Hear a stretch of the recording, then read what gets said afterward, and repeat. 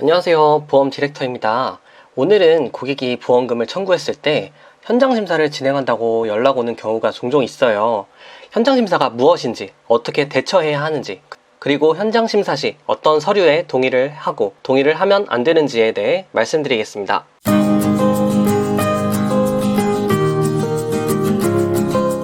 고객이 진단서, 영수증, 세부내역서 등을 첨부하여 보험금을 청구하면 보험사에서는 1차적으로 서류만 가지고 서면 심사를 진행합니다. 그리고 어떠한 여러가지 쟁점이 있는 경우 보험사에서는 현장 심사를 진행하게 되는데요. 현장 심사 담당자는 보험사에서 확인해달라는 내용, 그리고 동의를 받아 서류를 발부하는 등 위탁을 받고 고객과 면담을 진행합니다. 그리고 추가적인 내용을 확인한 후 보험사에 보고서를 제출하게 됩니다. 언뜻 보면 간단한 과정이지만 그 안의 내용은 전혀 간단하지 않은데요. 보험사에서 현장 심사를 나오는 이유는 다음과 같습니다. 보험사는 고객이 가입할 때마다 고객의 정보를 일일이 확인할 수가 없습니다. 그래서 우선 청약서에서 정한 고지사항에 대해서만 고지를 잘하고 가입하라고 합니다. 그러면 보험사에서 고객의 말을 믿고 보험 가입을 진행하는데요.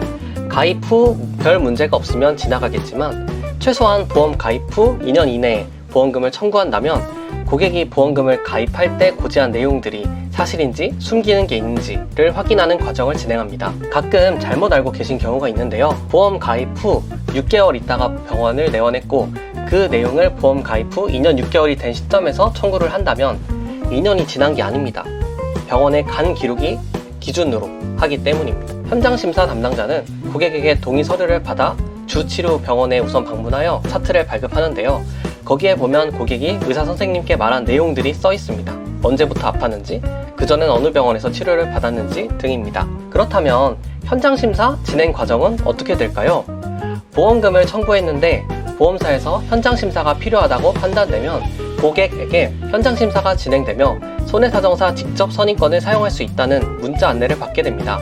보험사에서 위탁받은 현장 심사자는 고객에게 면담 일정을 협의 후 면담을 진행합니다. 현장 심사 담당자가 고객을 보면 늘 하는 말이 있습니다. 자기는 중립이기 때문에 저한테는 안 숨겨도 된다, 이렇게 말합니다. 현장 심사 담당자는 고객에게 병력에 관한 내용, 보험 가입 경위 등 여러가지 확인하기 위해 면담을 진행하고 또 여러가지 서류를 주며 서명을 요청합니다. 그리고 요즘에는 어떤 앱을 설치하라고 권유를 하며 이것을 빨리 보여주면 빨리 진행된다며 고객님을 설득합니다. 그러면 현장 심사자는 고객의 위임장을 받고 앱을 다 확인해서 고객의 모든 정보를 본 다음에 현장 심사를 진행하고 보험사에 제출을 합니다. 이렇게 되면 안 되겠죠? 고객 입장에서 어떤 서류에는 동의해야 하고 어떤 서류는 동의하면 안 되는지에 대해 말씀드릴게요. 우선 동의해야 하는 서류는 개인정보 활용 동의서, 의무기록 열람 동의서, 30영업일 지연 안내문에는 서명하셔도 됩니다.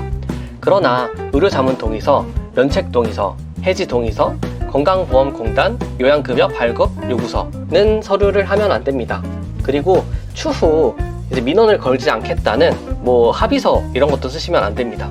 또한 건강보험공단의 건강이음 앱 그리고 국세청에 손택스 앱 설치를 권유하더라도 절대 현장 심사자에게 동의하고 보여주면 안 됩니다. 건강이음 앱 그리고 손택스 앱을 보여준다면 과거에 내원했던 병력, 병원, 그리고 언제 진료했는지 고객님도 몰랐던 진료 내용들을 다 보여줄 수 있기 때문입니다.